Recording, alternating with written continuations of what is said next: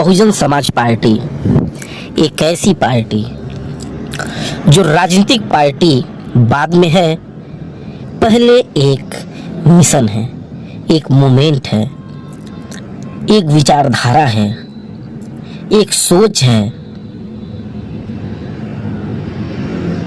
जब माननीय श्री कांसीराम थे, जब माननीय श्री कांसीराम जी थे, तब भी 40-40 विधायक बिके थे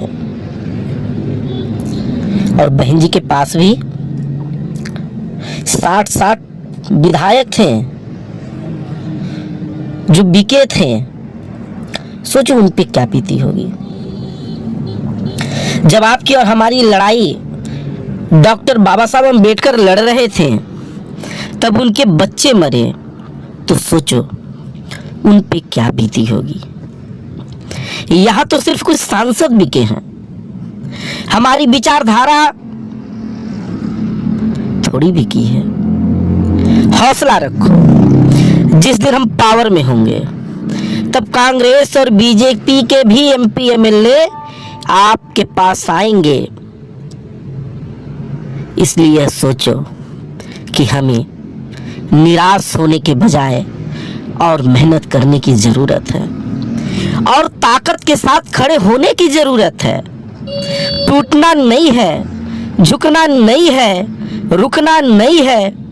अगर डॉक्टर बाबा साहब अम्बेडकर टूट गए होते, रुक गए होते, झुक गए होते उन आतताइयों से, तो क्या संविधान लिख पाते?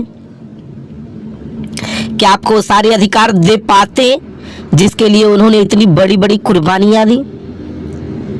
क्या माननीय कांसीराम जी टूटते तो हमें यह प्लेटफॉर्म दे पाते? नहीं ना। इसलिए यह प्लेटफॉर्म हमारे महापुरुषों का है, इसे हर हाल में मजबूत करना है, चाहे जो अपमान सहना पड़े, जितनी चाहे मेहनत करनी पड़े, पर एक दिन इस कारवां को मंजिल तक पहुंचाना जरूर है।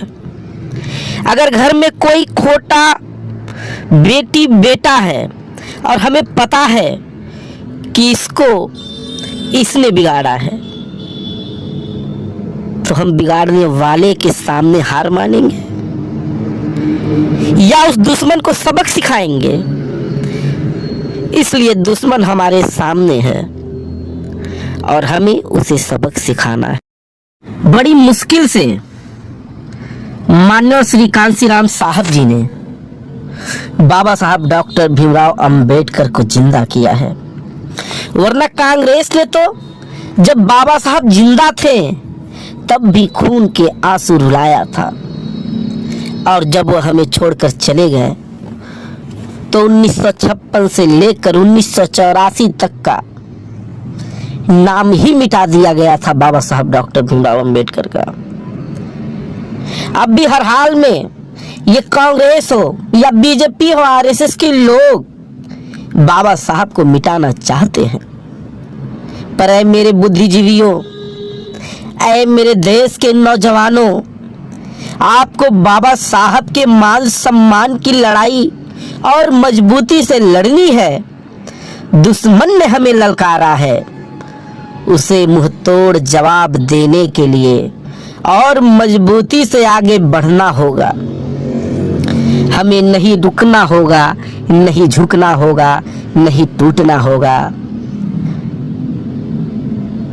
बल्कि अपने आप को मजबूत करते, अपने विल पावर को बढ़ाते हुए, अपने आत्मविश्वास को बढ़ाते हुए, अपने अंदर उस अलौकिक शक्ति को और भड़काते हुए, अपने अंदर के आग को सैलाब बनाते हुए 2024 के इलेक्शन में अपनी नेता, अपनी मसीहा बाबा साहब डॉक्टर भीमराव अंबेडकर के विचारधारा पे चलने वाली माननीय श्री कांसीराम साहब की मात्र एक उत्तराधिकारी, इस प्रदेश की, उत्तर प्रदेश की 4 बार रही मुख्यमंत्री, आयरन लेडी, पार्लियामेंट की शेरनी, शासन, अनुशासन, प्रशासन को व्यवस्थित करने वाली आदरणीय बहन सुश्री मायावती जी को 2024 में प्रधानमंत्री बनाकर